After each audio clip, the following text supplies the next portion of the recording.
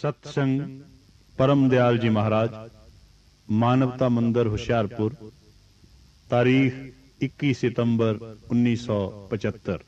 हम लोग जो दुनिया का सुख चाहते हैं, औलाद चाहते हैं, पुत्र चाहते हैं, धन चाहते हैं, मान चाहते हैं, इज्जत चाहते हैं, मगर तजर्बा ये साबित करता है कि धन वाले भी एक दिन यहाँ से चले जाएंगे, इज्जत वाले भी एक दिन चले जाएंगे, और फिर कोई जरूरी नहीं है कि हमको हमेशा इस जिस्म के अंदर सुखी रहे। अब मैं हूँ, बूढ़ा हो गया हूँ, कभी खारिश की बीमारी हो जाती है, पिछली विशाखी पर बीमार था, अब यहाँ एक फोड़ा निकला हुआ बाईं तरफ। ये दुनिया क्या है? क्योंकि मेरा कर्म था, दादा ने कहा था, इसलिए मैं काम करता हूँ। आज आपको शब्द सुनाता हूँ, पढ़ो। क्या है? बलिहारी जाऊं मैं सतगुर के, मेरा दर्श करत भरम भागा। बलिहारी जाऊं मैं सतगुर के, मेरा दर्श करत भरम भागा। धर्म राय से तिनका तोड़ा, जम दुश्मन से दूर किया। धर्म राय से तिनका तोड़ा, जम दुश्मन से दूर किया। शब्द पाने पर माना दिया, काग कर्म तज हंस किया। बस अब देखो, ये शब्द आपने सुना, गुरु की मामा। कोई तो गुरु की मामा ये गाते हैं कि गुरु के प्रसाद से मेरे बच्चा हो गया, कोई इसलिए तारीफ करता है, कोई गुरु की तारीफ इसलिए करता है कि उसके कहने से कोई बात पूरी हो गई। मेरा तजर्बा इसके बरखलाफ। ये जितना खेल है सब तुम्हारे अपने ही मन का है। जिस किस्म की तुम्हारी संस्कार हैं, आश है, कुछ है, उसी के मुताबिक तुम्हारा इंजाम होगा। और यही बात राजा स्वामी दयाल मठ में हरूर महाराज ने प्रेम वाणी में लिखी है, जिसके अंतर अंत समय में फिल्म चलती है। जिस गुरु से नाम लिया वो गुरु भी आ जाता है, शब्द सुना देता है, कुछ वक्त समय के लिए उसकी रूप रहेगी। जब फिर कोई पूरा गुरु दुनिया में आएगा, उसको जन्म मिलेगा, उसके संपर्क में आएगा, बाकी की कमाई पूरी करेगा। अब मैं सोचता हूँ बाकी की कमाई क्या रह गई? वो बाकी की कमाई का ज्ञान मुझको तुम लोगों से हुआ, सत्संगियों से हुआ। इस वास्ते अपना इष्ट प्रकाश और शब्द रखो। समझो मेरे बिरलाल, प्रकाश और शब्द रखो। मगर हर एक आदमी प्रकाश और शब्द को नहीं रख सकता।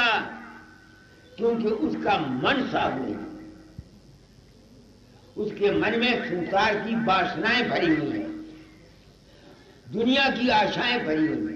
तो जिनके अंदर दुनिया की आशाएं भरी हुई हैं, उनके लिए मन को साफ करने के लिए, मन को निर्मल करने के लिए ये ध्यान योग है, सिमरन है और ध्यान है।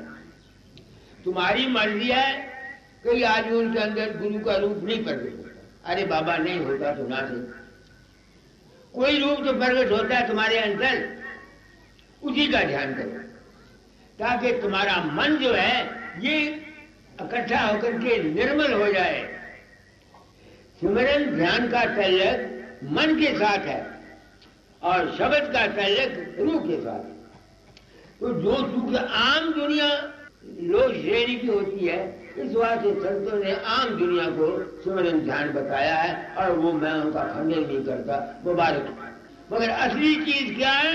प्रकाश और शब्द। जितनी जल्दी हो सके प्रकाश का शब्द और शब्द को साफ, मगर ये जल्दी होगा नहीं। मन के अंदर वासनाएं भरी हुई हैं, आशाएं भरी हुई हैं, अज्ञान है।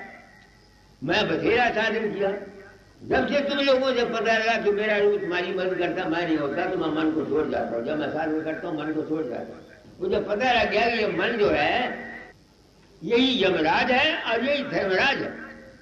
बात मेरे ख्याल में मैंने बिल्कुल आसान और साफ लफ्ज।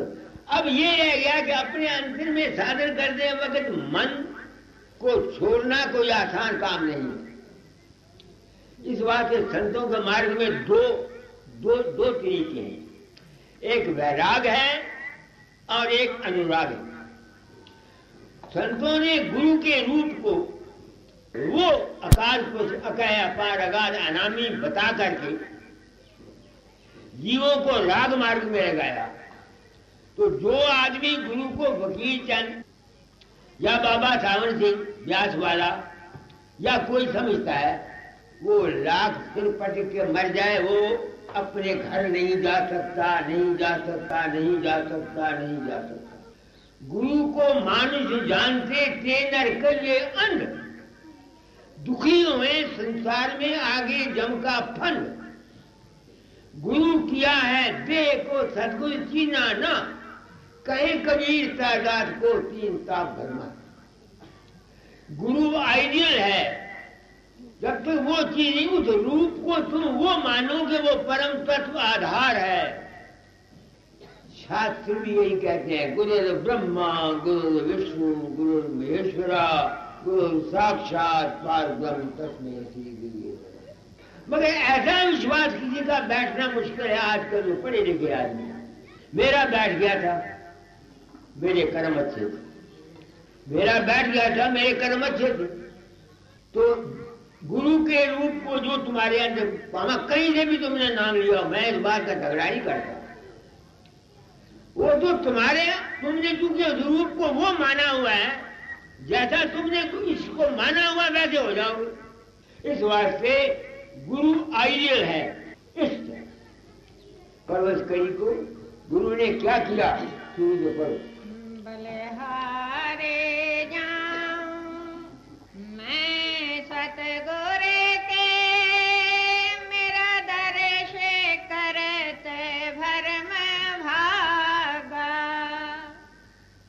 धर्म राय से तिनका तोड़ा, जब दुश्मन से दूर किया। गुरु ने क्या दया की? जो मुझ पर दया हुई मैं वो कहता। मैं दाता की बात को समझ नहीं सकता था, वो सैन बैन करते थे, इशारा करते थे, मेरी समझ में नहीं आती। ये समझाने के लिए मुझे ये काम दिया था। मैं हल्दिया बयान करता हूं, मैं ना गुरु हूं ना महात्मा हूं, न मुझे गुरु बनने की हवस है। मैं तो सच्चाई का ख्वाहिश मानता, अपने घर जाना चाहता था। मैं कहां से आया हूं, मैं हूं कौन, मेरा मालिक कौन? इस खबर में मैंने अपनी उम्र गुजार दी, क्योंकि मेरे जब में ये ड्यूटी थी, इसलिए गुरु ऋण मेरे सिर पर था, मैं कर्जा उतारना चाहता हूं। तो यमराज से बचने के लिए क्या तरीका है? जिंदगी में एक इष्ट बना लो, राम का बना लो, कृष्ण का बना लो, गुरु का बना लो, जहां तुम्हारी मर्जी है जाके तब तुम्हारे प्राण छूटने लगे, तुम्हारे सामने वो रूप आएगा। जब रूप आ जाएगा तो फिर तुम्हारे मन के अंदर जो तरह तरह के ख्यालात उठते हैं ना, वो नहीं उठेंगे, उस रूप में तुम लग जाओगे। तो यमराज से खलासी मिलने के लिए कैसे है? गुरु स्वरूप का ध्यान, इस सर्गुण रूप का बनाओ। जब तुम्हारा अंत समय आएगा या इस जिंदगी में भी, जब तुम रूप तुम्हारे सामने आएगा, तुम्हारा यमराज शुरू हो जाएगा। बैतरनी नदी में तुम नहीं जाओगे, मगर अगर धर्मराज से भी तुम्हारी खलासी नहीं हुई है, तुमको चोरा फिर लेना पड़ेगा। गरुड़ पुराण में भी यही लिखा। मैंने एक किताब लिखी हुई है गरुड़ पुराण की, पहले और उसके बाद मैंने गरुड़ पुराण की किताब लिखी हुई। अंत समय में अनेक प्रकार की जिंदगी के अंदर खेले बनते हैं।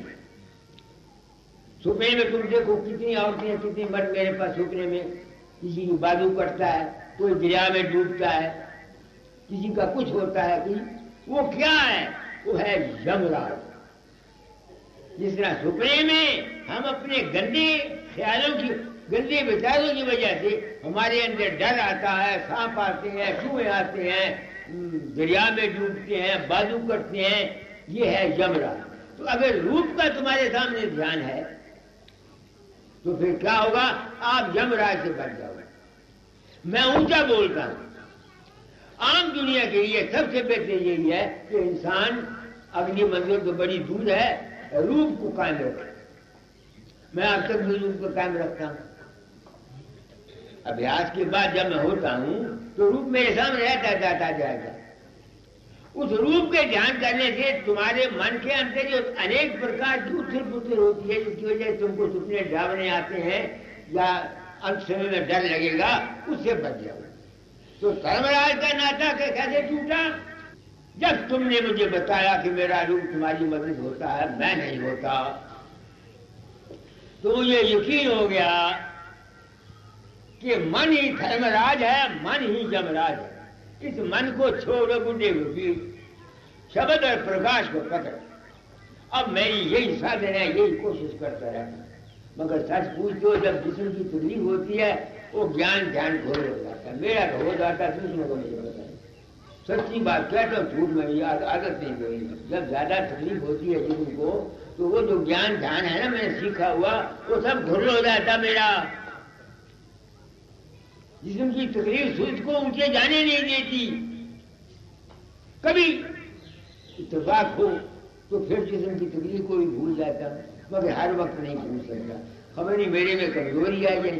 काश ये महात्मा अपनी जिंदगी का कच्चा चिट्ठा दुनिया को बताते बजाय किताबों के हवाले दे रहे। हम महात्मा जितने सत्संग कराते हैं, कोई कहता पहली पातशाह ये कह दी, कुछ ही कहता दूसरी पातशाह, तीसरी कहती है गीता ये कहती है, चौथी कहती है अंजीर ये कहती है, कोई कहता कुरान शरीफ ये कहता। ये कोई नहीं कहता कि तेरे साथ क्या बीती भाई, तू बता। कोई नहीं बता। मेरे साथ जो बीती है मैंने सच्ची बात बता दिया। तो अब भी जब मुझे तकलीफ ज्यादा होती है जिस्म की, तो वो ज्ञान ध्यान मेरा खुरल हो जाता है। कोशिश जब पिछली दफा मैं जहां बीमार था, आप भी आए थे, हिचकी आती थी कि नहीं? तो हिचकी मेरी सोच को चलने नहीं देती थी। इस वास्ते संतों के मार्ग में जहां तक हो सके अपनी सेहत का ख्याल रखा करो। ब्रह्म रहे काया के ओले, बिना काया ब्रह्म क्या बोले। कई सत्संगी जिस्म से लापरवाह हो जाते हैं, ये मूर्ख। काया ही सब कुछ है। अगर काया का तुम ख्याल नहीं रखते, मुझे कहते कहीं बाबा तू दवाइयां बड़ी खाता है, ये करता है। अरे क्या करूं, जब जिस्म ही ठीक नहीं है तो सुध कहां चलेगी? बताओ मुझे। बात सच्ची कहते हो महाराज, झूठी बात मेरी आने। इस बात से क्या करना चाहिए? पहले सत्संग करो। सत्संग करके राज समझो कि हकीकत और असलियत क्या है। कई मुझे कहते हैं बाबा तेरे ख्याल से तेरे विचारों से सुनकर हमारे विश्वास टूटते और जो कुछ वो शिकायत करते हैं मैं उसको मानता नहीं। मगर बाबा अज्ञान का विश्वास आज भी तुमको मारेगा और कल भी तुमको मारेगा। अज्ञान की भक्ति का आज भी नुकसान है और कल भी नुकसान है। इसलिए मैं साफ व्यय नहीं करता, रास्ता बता दिया। अब मेरे 4 सत्संग तुम सुन जाओ, तुमको फिर किसी और गुरु के पास जाने की जरूरत नहीं है। फिर तुमने अपने मन को आप ही संभालना है, आप ही काम करना है। क्योंकि इंसान निर्बल है, अपने ऊपर विश्वास नहीं रखता, इस वास्ते वो सहारा चाहता है। और मुबारक है वो महापुरुष जो मेरे जैसे दीवानों और कवलों को सहारा देते हैं। ये भी मैं जानता, मैं इनका खंडन नहीं करता। वो जीव ज्ञानी है, मगर उनको सहारा तो मिलता है ना। बाबा चरण सिंह भी सहारा देता है, बाबा कृपाल सिंह भी सहारा देता है, दूसरे महात्मा भी सहारा देता है। तो आज था गुरु की अजमत, क्या मिलता है गुरु से? हो सकता है दोस्तों तुम मेरे भाई हो, मुझे जो कुछ मैंने समझा इसका दावा नहीं कि मैंने जो कुछ समझा ये ठीक ना। मेरा जीवन सारा सच्चाई की खोज में गुजर गया। मैं अगर पर्दा रखता आज मैं लाखों करोड़ों रुपए का मालिक होता, जिससे मेरा रूप लोगों के अंदर प्रकट हो गया।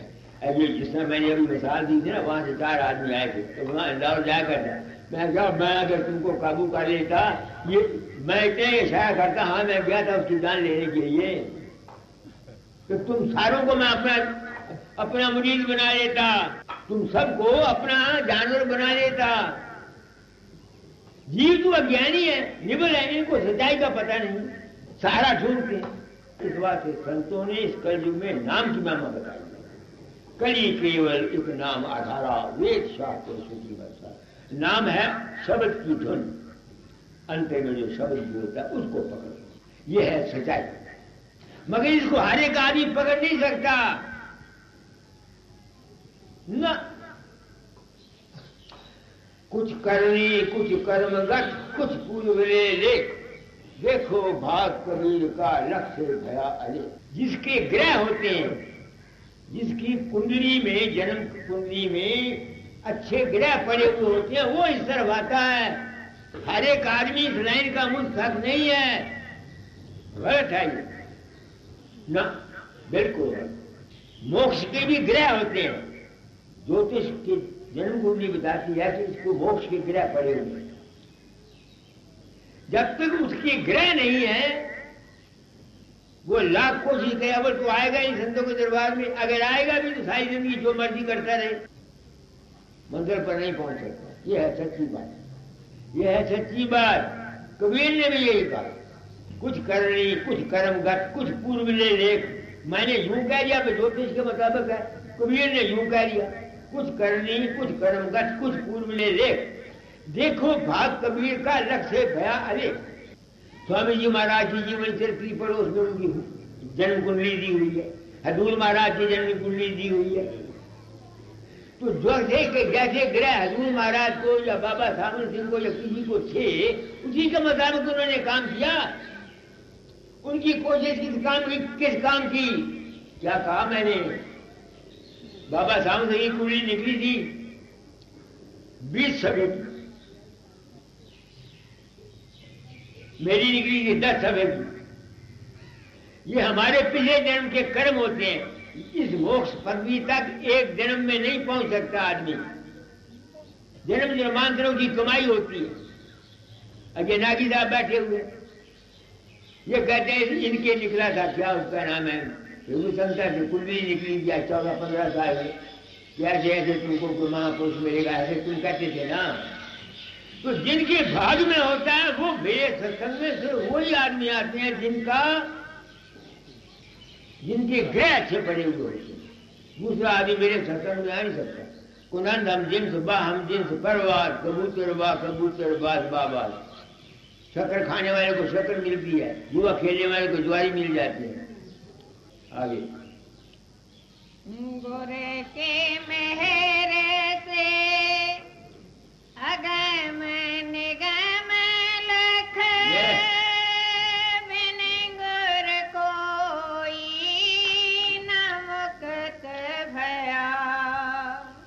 नाम है ज्ञान का। अगम कहते हैं ज्ञान को, निगम कहते हैं अज्ञान को। तो सत्संग में किसी कामल पुरुष के जाकर उसको समझ आ जाती है अगम ज्ञान की असलियत क्या है और गलती क्या है। अब मुझे आप लोगों की दया से समझ आ गई कि हकीकत क्या है। बस इस एक ख्याल है कि मैं किसी के अंदर नहीं जाता, मेरी जिंदगी का सफर हो गया। सिर्फ इस एक ख्याल ने कि मैं किसी के अंदर नहीं जाता, मेरी जिंदगी बदल गई।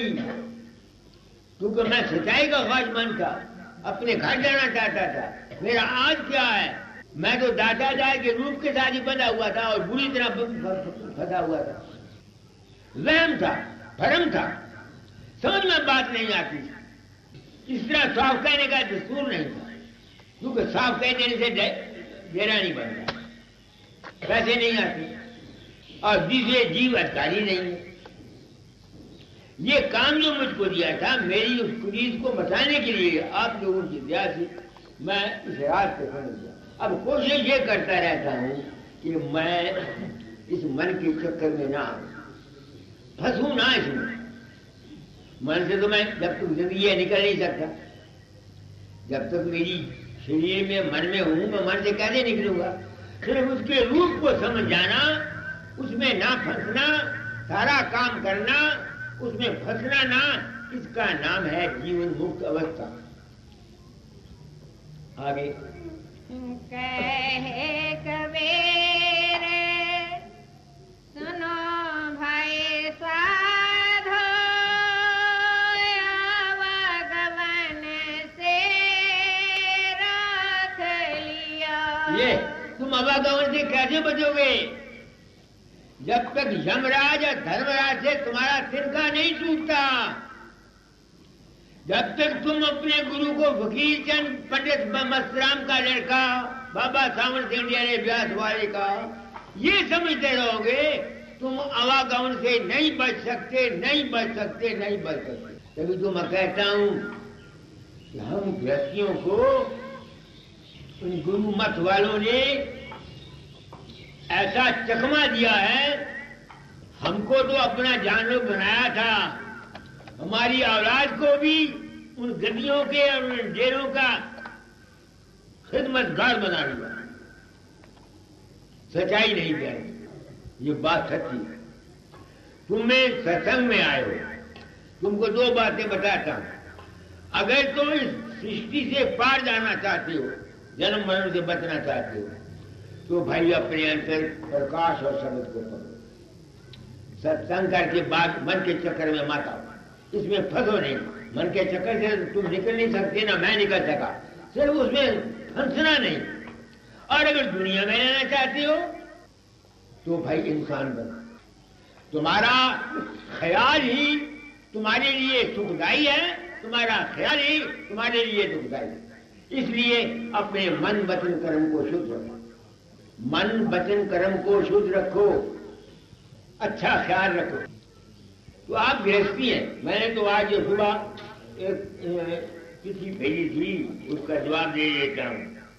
अगर गुरु मुहूर्त का ध्यान ना करे तो मन और चित्त की सूरत एक जगह पर इकट्ठा कैसे करेंगे।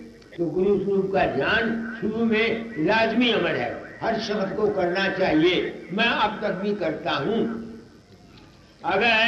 अगर गुरु की मुहूर्त को ध्यान के लिए जिन मूर्तियों से ज्यादा उत्तम और माने न समझे तो ध्यान नहीं करेगा। बिल्कुल ठीक है। जिन शख्सों ने गुरु को फकीर चंद समझ के फकीर चंद का ध्यान करते हैं, उनका ध्यान बनेगा भी नहीं, इश्क नहीं आएगा। क्योंकि वो फकीर चंद को देखे, फकीर चंद में तो सैकड़ों ऐब हैं, उनकी नजर में फकीर चंद के ऐब भी सामने आ जाएंगे। समझ गए मेरी बात को? मैंने क्या कहा है, गुरु में ऐब नहीं देखना चाहिए। मगर आजकल पढ़े लिखा जमाना है, हम काग दृष्टि रखते हैं, बुराई देखते हैं। इसलिए गुरु है आइडियल, इष्ट है, उसको पूर्ण मान लो। बस ये तुम्हारा विश्वास है, मानो या ना मानो। माना था मेरा काम बन गया। अच्छा, तीसरा इनका सवाल आ गया, गुरु पर श्रद्धा विश्वास ना होगा तो ना तो ध्यान ठहरेगा ना गुरु भक्ति होगी। बिल्कुल ठीक। अब इतने गुरु हैं दुनिया में, माफ करना, हम जीव जाएं तो कहां जाएं? व्यास वालों के पास जाओ, वो कहते हैं जो कुछ है व्यास वाला है। संत कृपाल सिंह के आज वो कहते हैं जो कुछ है कृपाल सिंह है। मेरे वाले जो कुछ कहते हैं दाता दयाल है। नहीं समझ में आती। जीव बेचारे जाए किधर? और फिर गुरुओं का हाल देखते हैं। हंसा वाले ने क्या किया, निरंकारी ने क्या किया, बताओ मुझे क्या किया। मेरे पास कल एक चिट्ठी आई, आप हैरान होंगे। बाबा सामर सिंह का एक पाखी था, प्रीतम सिंह या प्रीतम दास, वो उसने वहां बना लिया, मठ बना लिया। मध्य प्रदेश में मठ बना लिया। लोगों को समझ योग जाता, एक दमोदर दास आया करता था, यहाँ मर गया बेचारा, वो भी उसके चक्कर में आ गया। वहां गया, वहां उनको ये पता लगा कि ये तो जो सत्संगने आती हैं उनको काबू करता है। तो एक सत्संगन थी, उसका जो पति था वो ज्यादा विश्वासी था प्रीतम दास का। उसने उसको पर हाथ डालने की कोशिश की, मगर कामयाब न, वो भाग गई। उसने उनको बोला, उसके खामने ने उसको मारा कि तू मेरे गुरु को बदनाम कर दिया। उसने दामोदर दास को बोला, दामोदर दास ने मालूम किया तो ठीक नहीं किया, वो तो वहां से अपने आरोप को और लड़की को लेकर भाग गया। फिर वो मेरे पास आया। अब वो प्रीतम दास के खिलाफ कई मुकदमे भी थे, एक वो मास्टरानी थी वो उसने रख दी। अब वो मर गया प्रीतम दास। अब जो उसकी वो रखी हुई औरत थी वो उस्तादनी, अब वो गुरु बन बैठी। जीव बेचारे भोले फारे अज्ञानी, न इनको मौत और न इनको सबर। यह है आजकल का गुरुइज्म। मेरे इज्म में चूंकि ड्यूटी थी सच्चाई बयान करने की, इसलिए मैं सच्चाई बयान किया जाता हूं। गुरु नाम है ज्ञान का समझ, जहां से भी तुमको सच्ची समझ सच्चा विवेक मिलता है वो ले लो और अपने जन्म को बनाओ। इस झगड़े में क्यों पड़ते हो? नीचन पूरा गुरु है या बाबा सामर सिंह पूरा गुरु है? या गुरु तो ज्ञान का नाम है, समझ का नाम है, विवेक का नाम है। इस अज्ञान की वजह से हम सब भटका खाते। कल यहां से कोई आदमी आए हुए थे, कोई प्रदीप का एडिटर था पहला, वो भी बैठे थे, मेरी बातें सुने। उनके साथ भोली भाली औरतें थी, वो मेरी सांस बहने को सुनना सकी, उठ के बाहर निकल गए। नहीं समझ में आती है। तो मैंने ये काम जो किया है, मेरे जिम्मे ड्यूटी है। तू तो आया नरदेही में कर फकीर का पैसा, दुखी जीव को अंगले। तीन तापसी जीव दुखी हैं, निबल अबल और अज्ञानी। क्योंकि मेरे जिम्मे ड्यूटी थी, इस वास्ते मैं अपनी बहनों को, अपने भाइयों को जो मैंने समझा वो बताया जाता हूं। मगर ये मैं दावा नहीं करता कि मैं जो कुछ कहता हूँ ये। मैं तो सेवक हूं, एक हुक्म था दादा जाए का, फकीर चोरा छोड़ने से पहले तालीम बदल जाए। मैंने जो समझा वो कहा। दोस्तों, आपका जी चाहे मेरे पास आया करो, आपका जी चाहे मेरे पास मत आया करो। आपका जी चाहता मेरी को किताब पढ़ो, आपको जी चाहता मेरी को किताब न करो। सच्ची बात जानता, कोई पढ़ने की बात नहीं। आप समझते हैं मेरा ख्याल ठीक है, जो मदद मानवता मंदिर को देना चाहते हो कर दो, नहीं तो आप मौत करो। तुमको मुझको जो कुछ भी मिलना है, मैं दर्द दिल से कह रहा हूं, ये हमारे तुम्हारे अपने कर्मों का फल है या विश्वास है। कम से कम 250 औरतें मेरे पास आई, जिनके 20-20 साल से बच्चे नहीं थे, प्रसाद लेगी बच्चे हो गए। मेरी लड़की को 23 सालों की शादी की, मैंने कई दफा उसको प्रसाद दिया कि मेरे प्रसाद में ताकत होती तो मेरी लड़की के बच्चा हो जाता। ये पखंड का जाल है आजकल का गुरु मत। दुनिया पखंड को पसंद करती है। मैं पखंड ही नहीं करना चाहता। आप आ जाते हैं, आपकी दया है, मुझे कर्म काटने का मौका मिलता। जो मैंने समझा वो आपको बता दिया। आगे है कोई दोहा पे करो। कबीर फकीरे अजब है, जो गुर मिले फकीर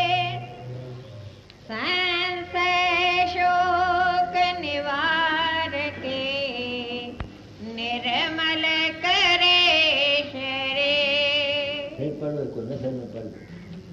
कबीर फकीरी अजब है, जो गुरु मिले फकीर। फकीरी बड़ी चीज है, अगर गुरु को फकीर मिल जाए तो समझते हो ना। गुरु करता क्या है? गुरु जीव को निर्बंध करता है। बंदे को बंधा मेरा छूटे कौन अपाए, कर संगत निर्बंध की तन ले पल में ले छुड़ाए। हमारे बंधन एक थोड़ी है, पुत्र का बंधन, भाई का बंधन, चाचे का बंधन, मधु का बंधन, गुरु का बंधन, ये सब बंधन ही है ना। हम बंधनों में फंसे हुए हैं। तो जिस वक्त ज्ञान हो जाता है, समझ में आ जाता है, उस वक्त आदमी को शांति मिल। पड़ोस करी को क्या हुआ? कबीर फकीरे अजब है, जो गुर मिले फकीर। संशय शोक निवार के, निर्मल करे शरीर। गुरु करता क्या है? गुरु के मैंने क्या है? गुरु समझ देकर, विवेक देकर इंसान के वहमात, तुहमात, भ्रम, शंकाएं को दूर करके उसको शांति बख्शता है। ये मेरी समझ में आया है। मुझे तो शांति तुम लोगों से मिली। दया तो दाता दाया की है, बस इसी एक ख्याल है कि मैं किसी के अंदर नहीं जाता, मुझे शांति नहीं दी। मैं समझ गया कि सब कुछ तुम्हारे अपने मन का खेल है, और आप इसी वास्ते में इस उम्र में दादा दाल तो है नहीं, आप सत्संगियों को ही अपना सच्चा सदगुरु मानकर हमेशा नमस्कार करता हूं। हमेशा सदगुरु का मैं मान करता हूं, आप सत्संगियों का, क्योंकि मुझे जो कुछ मिला आप लोगों से मिला। तो आप लोग सत्संग में आते हैं, मैं तो ऊंचा बोल गया, ऊंचा चढ़ के बोल गया, आपको दुनियादारी की बातें बता देता हूं। पहली बात, अगर सुख और शांति चाहते हो तो अपना मानसिक और शारीरिक ब्रह्मचर्य रखा करो, ज्यादा विषा मत भोगा करो। बस एक बात नुकता ये याद करो, जो शख्स भी ज्यादा मेरे पास नौजवान आते हैं, कोई 4-4 साल के फेल हुए हैं, कोई कुछ, मैं समझता हूँ इनका जो नुक्स किया है। हम नौजवान बच्चे गलत तरीके से अपने ब्रह्मचर्य को छोटी उम्र में खराब करते हैं। लड़कियां हो चाहे लड़कियां, फिर उनको अशांति आ जाती है। तो या तो गुरु महाराज लूटते हैं साधु, तो या फिर डॉक्टर लूटते हैं। एक बात ये। दूसरा, जहां तक हो सके घरों में शांति से रहा करो। तुम्हारे ख्याल में बड़ी ताकत है, जैसा ख्याल है वैसा हाल, जैसी मति है वैसी गति है।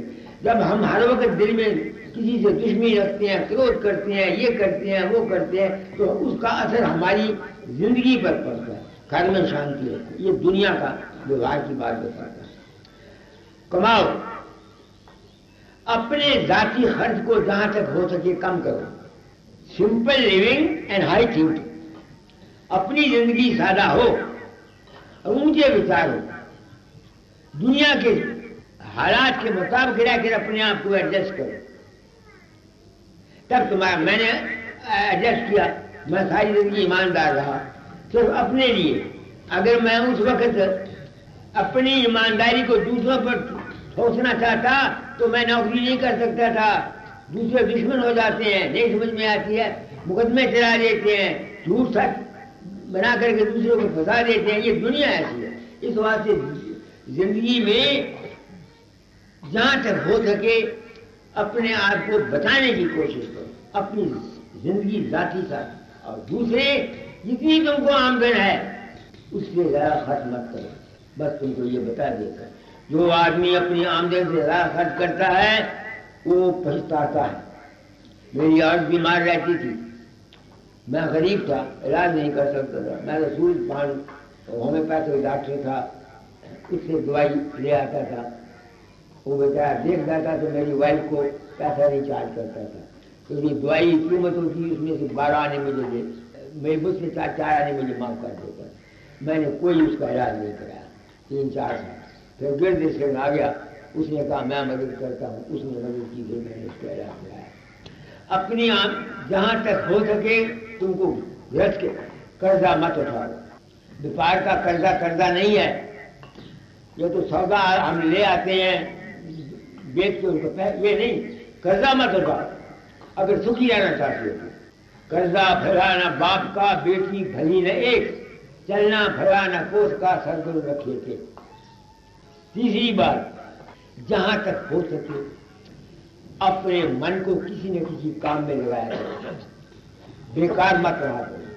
जिसका दिमाग बेकार रहता है, empty brain, idle brain is home of devil, यह अंग्रेजी का मामला है। जिसके दिमाग में खाली रहता है ना, उसमें तरह तरह के ख्यालात विकार। काम अपना करो, दूसरे के काम में मत दखल दो।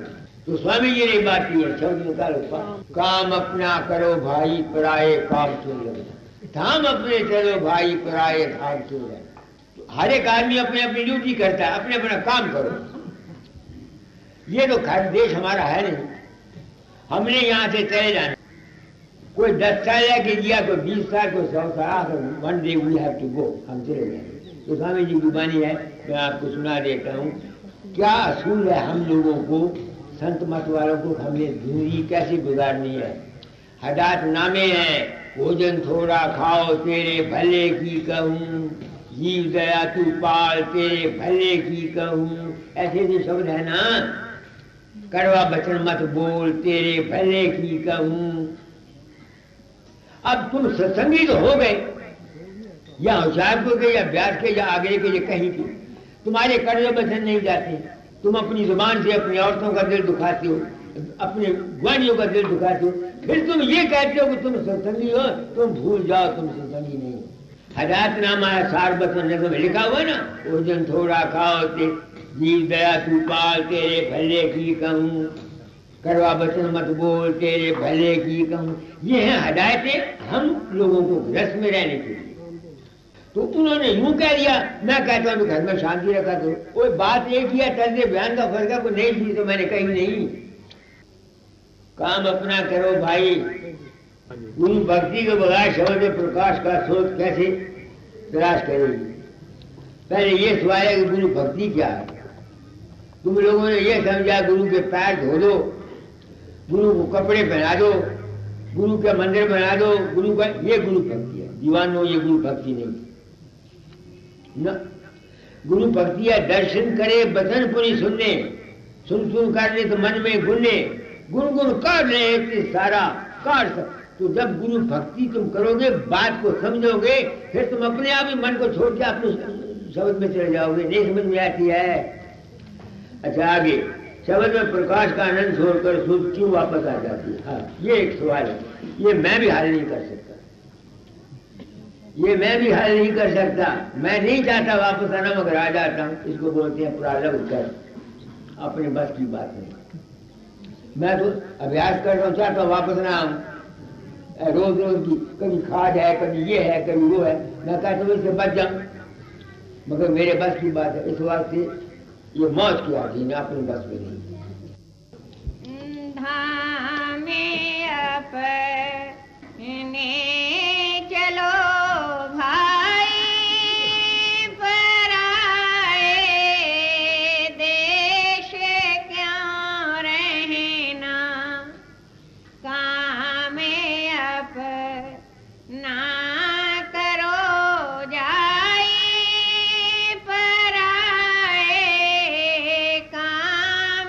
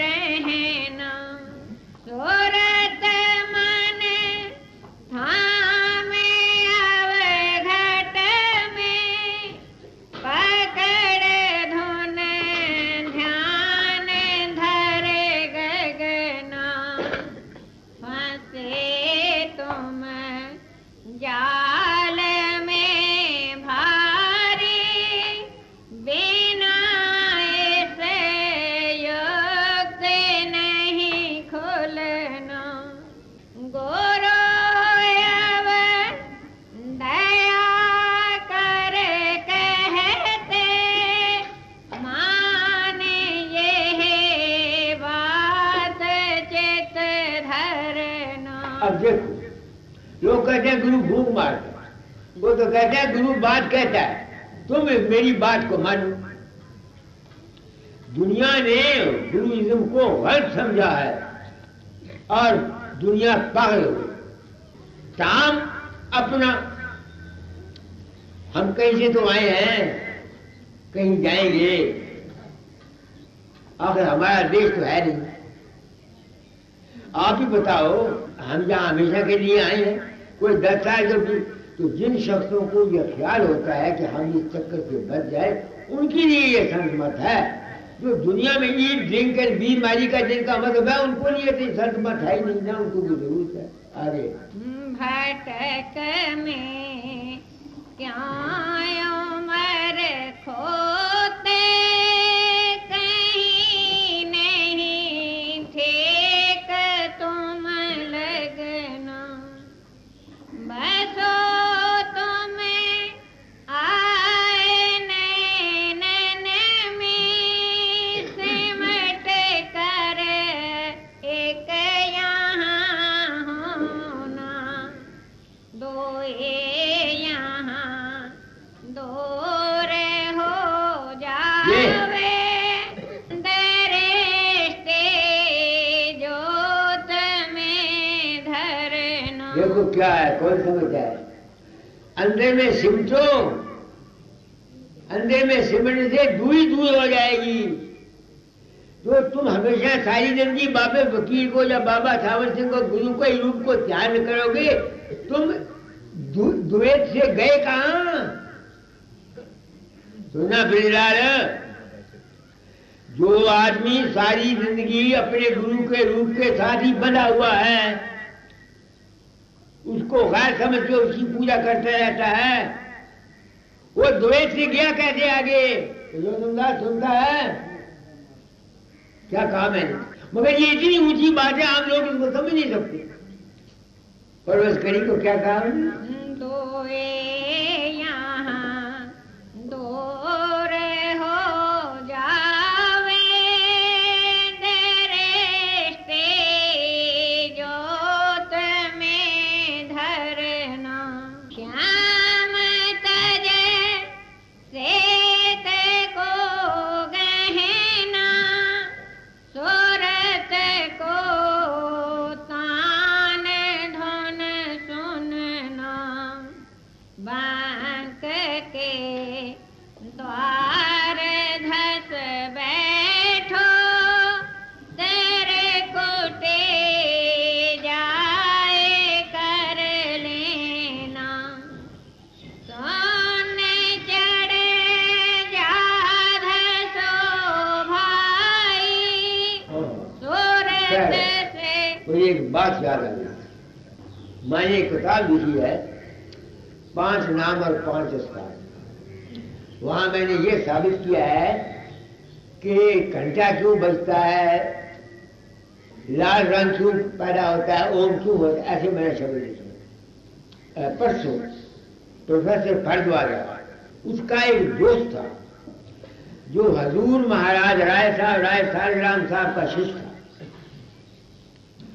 कहता भारद्वाज ने, उसने मुझको ये चिट्ठी दिखाई थी उसकी, हजूर महाराज की लिखी हुई, उसके नाम चिट्ठी थी एक। वो ध्यान में लाल रंग का सूर्य देखता था। हजूर महाराज ने लिखा कि लाल रंग का ध्यान बहुत मत किया करो वरना पागल हो जाओगे, लाल रंग का ध्यान बहुत मत किया करो वरना पागल हो जाओगे, दिमाग खराब हो जाएगा। क्यों? लाल रंग हमारे अंदर क्यों प्रकट होता है?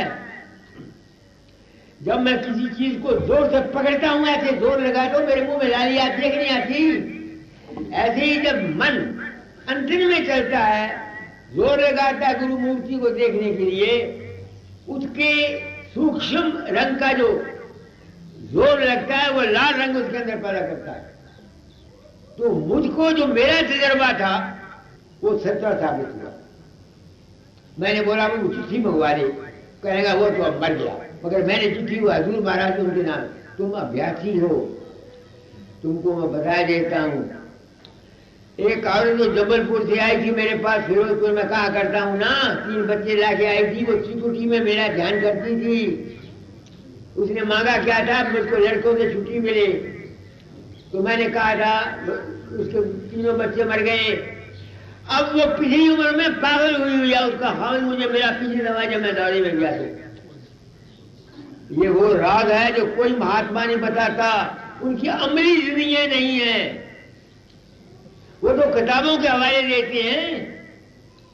अब मेरे भाग को समझाए मत, खून का दौरा जो दिमाग के अंदर हमेशा ही ज्यादा जोर लगता रहेगा, तो आप तो डॉक्टर हैं, आपको मालूम होना चाहिए कि उसके दिमाग में बैलेंस ठीक नहीं रहेगा।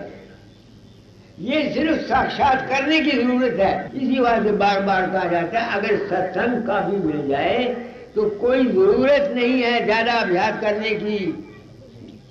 बाबा जगत सिंह ने अपने एक डॉक्टर को मैथपुर में, तो मैं वहां सत्संग करने गया, माँ से मोहन लाल का, तो उसने कहा, बाबा जगत सिंह ने, जब मेरा सत्संग उसने सुना और प्रभावित हुआ, उसने कहा बाबा जगत सिंह ने ये कहा था कि आइंदा आने वाले संत जो कुछ हम कह चले इससे आगे कहेंगे।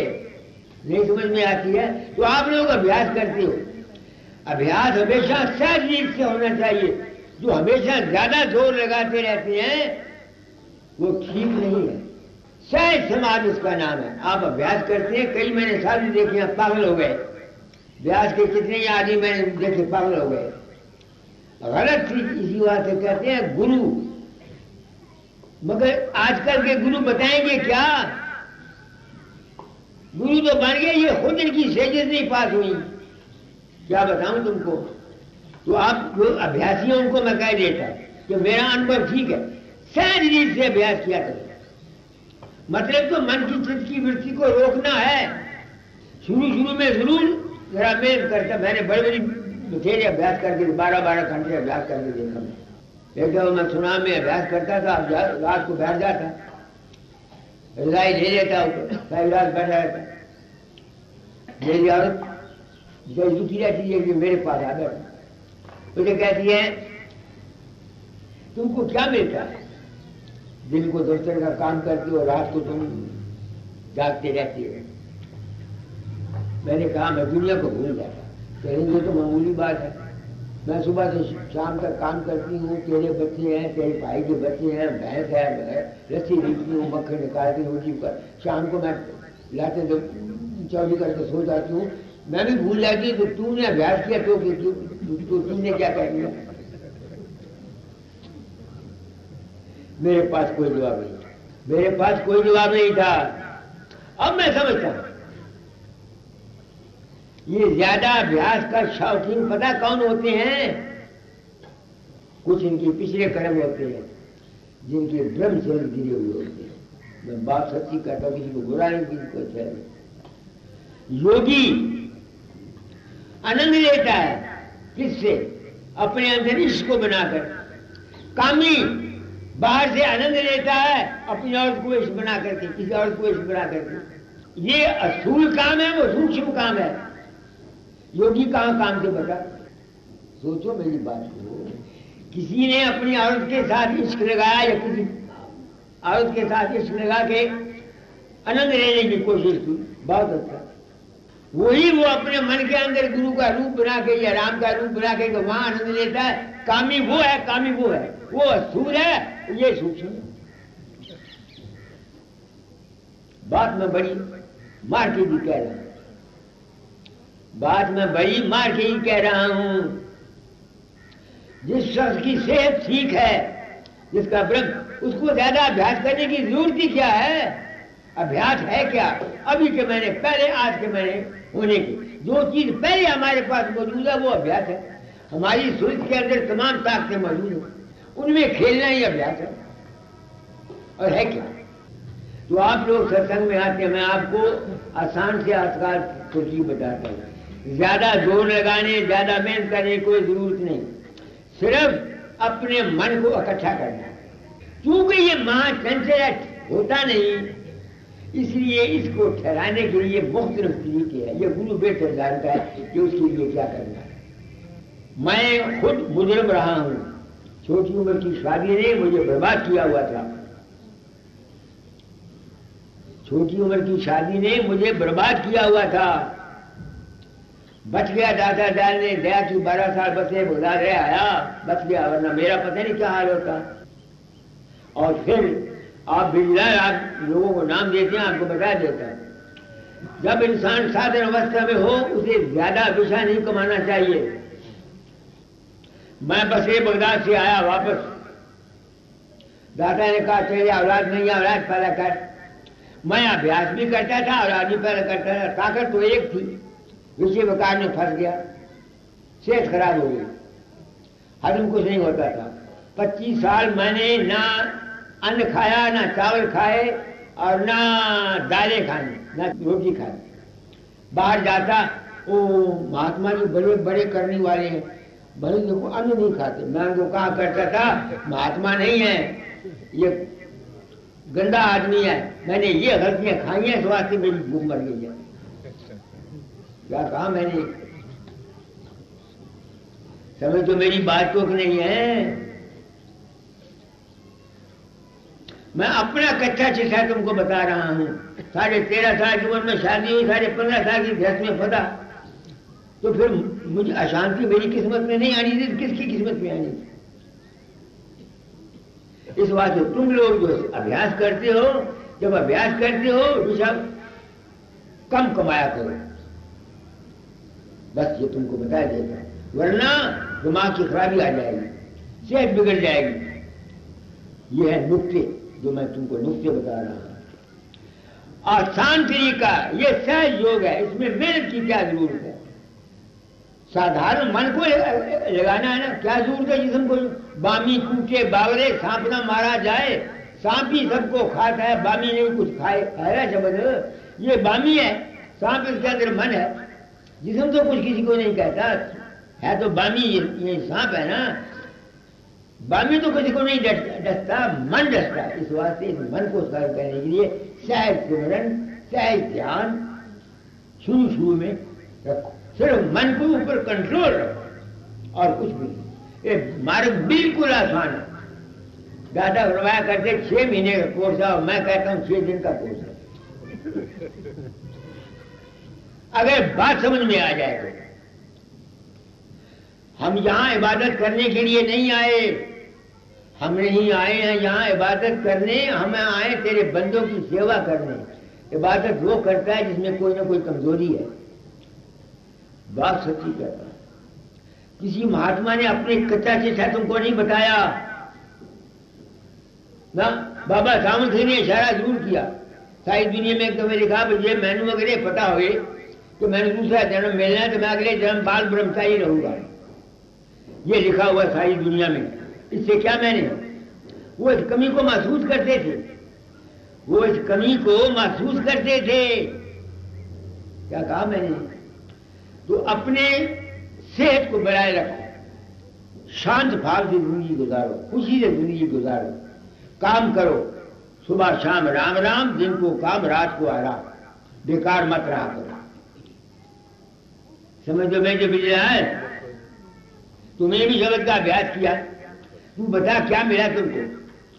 आप मिले ना बता, एक मस्ती मिली ना, और क्या मिला? खुशी मिली, आनंद मिला। तो मैंने आज आपको आगे करी है, कोई करो।